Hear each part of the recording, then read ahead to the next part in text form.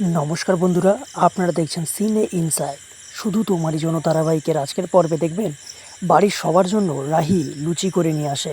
রাধিকা রাইকে বলে, রাহি, তিতলি আমাদের বিপদে ফেলার জন্য এত কিছু করেছে, তাও তুমি তিতলির কাছে ছুটে গেছো ভাইকে ছেড়ে। তাই ভাই হয়তো তোমার উপর একটু রাগ করেছিল। রাহি বলে, তিতলি আমার বোন, ও যতই অন্যায় করুক না কেন, ওকে ছেড়ে আমি কি করে আসতাম? তার উপর ওর এত বড় একটা অ্যাক্সিডেন্ট হয়েছে। রাজীববাবু রাহুলকে বলে, আমাদের নতুন বিজনেসের টেন্ডার আসবে, ওদিকে একটু তদারকি করতে হবে। আমি তোমার উপরে একটু ডিপেন্ড করেছিলাম বটে, কিন্তু তোমার পায়ের অবস্থা তো ভালো নয়। এটা আমাদের দেশের সম্মানের প্রশ্ন।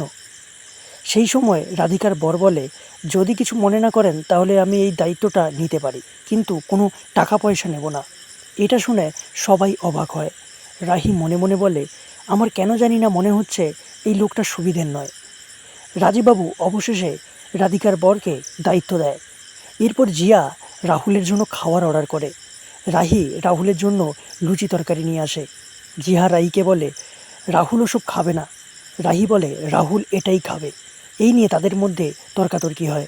রাহুল বলে, আমি কিছুই খাবো না, এই বলে চলে যায়। এটা দেখে কনক রাহিকে অনেক অপমান করে।